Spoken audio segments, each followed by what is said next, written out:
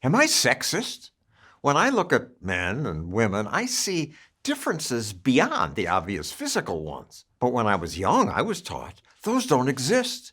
Experts said, except for a few physical traits, there's no difference between men and women. This is the entry point for the discussion. Stossel frames the idea that men and women are different as a minority opinion, even though most people would likely say there are significant differences in behavior, values, and experience between men and women. This is very important for the video. He's trying to convince you not of the fact that there are differences between men and women, but that they don't want you to know about them. Feminist leaders said the only reason men are in charge of most things is sexism. What's wrong with her? She's a woman, isn't she? And there was plenty of that. Who does it all? The laundry, the dishes, and tropical fishes. Gosh, that's what mommies are for. Sisterhood is powerful. Join us now. Thank God for the women's movement. Here he is using pretty harmless instances of sexism in order to convince you that the opinions of people back in the days were old-fashioned, but not really that bad. I believed that until I had a boy and a girl. Now I understand that most boys and girls are just different, and our attempts at gender-neutral parenting didn't change much. Now we are at the good old, if people fit themselves into different gender roles, they must be fundamentally different. Here's a little secret. Gender roles are not universally bad. They give orientation and the feeling of fitting in. Men and women get lots of joy out of their gender roles. Just because feminism happened doesn't mean women don't like fashion and makeup anymore, and men don't like sports and motorcycling. What the gender-neutral education is really about is that we don't dictate girls to play with dolls and boys to play with bricks. Some boys like dolls, some girls like bricks, and that's alright. Now let's get to the meat of this video. Should gender influence our place in society? This is how the old patriarchal system worked, and many societies around the world still do. Everyone had their place in society predetermined. Men can't stay home caring for children, women can't go to work. No one asked men and women what they would rather do. It was dictated by society. But many adults do not want even scientific research talked about. Again, this is completely made up.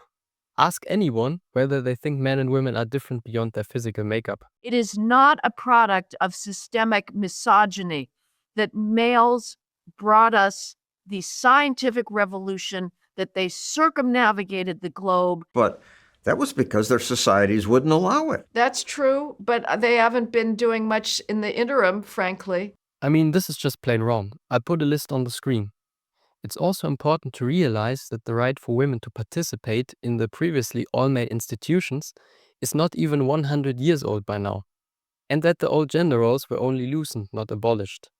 It makes sense that women are behind men here, but that's not really their fault. Maybe the world would be more peaceful if women were in charge. Men drove the 100 Years' War. Women aren't responsible for the endless Palestinian-Israeli conflict. Maybe it would be better if women managed governments. The Green parties, the female-dominated parties in Europe, they're the war parties. You know, they're all for continuing to arm Ukraine. They were all for the involvement in the Serbian conflict. So it's curious, a lot of the female EU politicians are no more pacifistic than some of their colleagues, male colleagues. Framing defense of Ukraine as militarism is a major category error. In general, you'll be hard-pressed to find a war that was started by women. Then again, women didn't have that many opportunities yet to bring terrible things upon the world, so I guess the jury is still out on this one. It's men, MacDonald points out, who developed ideas of constitutional government, of due process, of human rights. Those are much more powerful than the 30 Years' War. Maybe we could agree on, back in the days, men brought all the good and all the bad to the world because women just didn't really have a lot of opportunity to bring anything to the world. There's obviously individual exceptions. There's highly aggressive, competitive females. And highly nurturing, empathetic males. But we're talking about averages. And the average male, there's a greater chance that he's going to be a risk taker and a seeker of knowledge. She's saying the right thing, but she doesn't connect the dots. The old rules were about forcing people to do what their gender role dictated, if they wanted to or not. That's why men run most companies, she says. Not because sexism prevents women from advancing. Nobody's keeping females out. They just aren't interested. The idea that women are just not interested in typical male professions is a very common one, but it is too simple of an explanation. Interests are shaped during a person's development. If a woman is socialized to be into dolls and people, she is going to be more interested in that. Same with men. If a man is socialized to play with cars and toy weapons, what do you think he will be interested in later on? Other factors are the feeling of being an outsider when taking a profession that is almost exclusively male, and women often being seen as less competent than men in technical skills and more competent than men in social skills. This also has impact on your self-image. If society tells you directly or indirectly that you are good at A and not good at B, you are more likely to attempt A and not B. They don't have that same drive to stay up till 3 a.m. eating cold pizzas, coding.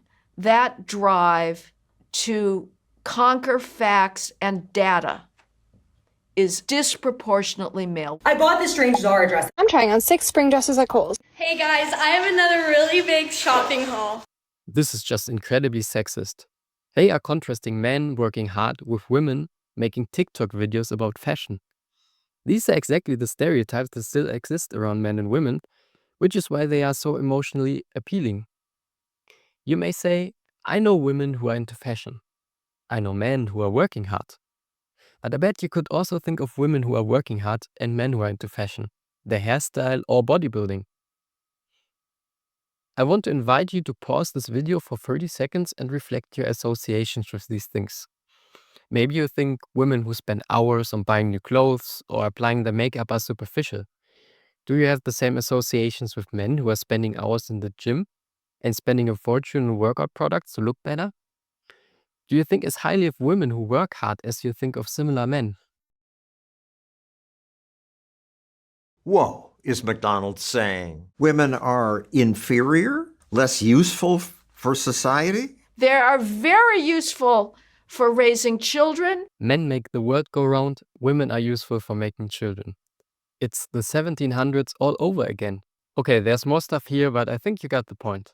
Let's finish the section with this little gem at the end. Why are females more left-wing? I can't tell you, but it is absolutely the case. I put a list of Republican policies on the screen that were unpopular with women.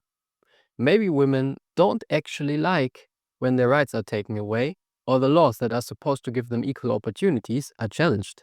So now the question is, if this video is so wrong and misleading, why is it still so popular? Why does it resonate with so many people?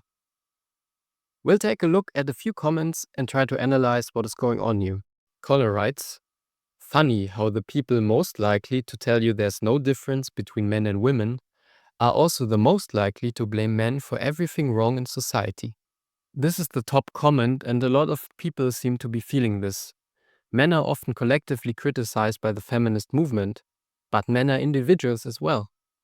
If you keep hearing men are the reason for all the problems, you may build up resentment against the women who are saying this, especially if you personally have nothing to do with the problems. And if you don't have a lot of women in your life, you may feel like all women think that. Men are the problem, men are collectively bad. I think it is important here to differentiate between internet people and real people. Internet people say a lot of hurtful, overgeneralizing things. Real people, at least the majority of them, have a much more nuanced view of the world that may be very similar to yours. Here we have some accounts resonating with this video. I spent a few days at a cabin in the woods with a bunch of people who'd certainly be called liberals, progressives. When we arrived, we had to chop some wood for the fire and do a bunch of uncomfortable, dirty outdoor stuff to open the place up. Likewise, we had to prepare dinner and tidy up the indoors. It's amazing how fast the sexes separated themselves into two groups. Nobody told the women they couldn't stay outside in the cold to chop wood, and nobody told the men they couldn't go inside to bake a cake for dessert. But the moment we were even slightly removed from the modern comforts, the progressive talking points vanished and everyone gravitated to traditional gender roles. I always found that interesting. Heather writes, I'm a 5'9" woman, bigger than some men, but I am weaker. I have less muscle strength, a smaller lung capacity and a slightly smaller heart, and a slightly smaller brain by weight. Women tend to be smaller in height than men, all races, and are physically weaker than men. If women Marines had to meet the male standards, there would be no women Marines, nor 101st Airborne, nor Rangers, etc. I'm a mum, and it's the greatest, most wonderful thing to be a mum. No matter how old your children grow, you are always their mum. This is the way it's meant to be. As I said, men and women get lots of joy out of their gender roles and the feeling of belonging when being in a group of their gender. This is not bad at all, and no one in the right mind wants to get rid of that. But I, at least, can think of quite a few men who would much rather prepare dinner indoors than chop wood in the cold. And women who are really into the outdoors. Your preferences are your preferences, but that doesn't mean you have to impose them on your entire gender. Original Acoustic Guitar writes, that line about staying up to 3 a.m. coding and eating cold pizza hit me hard, man. As a software engineer, when I was younger, I did this many times, and I'm sure many of my male counterparts did as well. The few female software engineers I've met in my career were not very good and didn't have the same drive and overall deep interest and knowledge that the men have. It's just the way it is, but who cares? We want the best software we can make, and if that comes from men, so be it.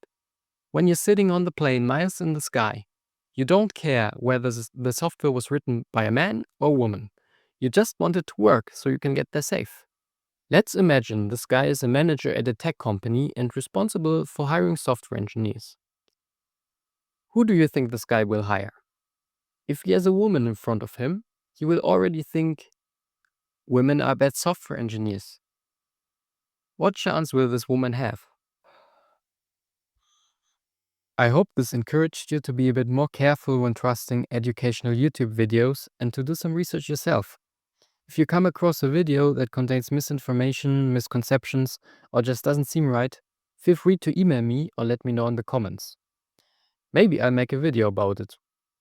If you'd like to help me reduce the impact of misinformation on YouTube, consider leaving a like, subscribing, or supporting me on Patreon.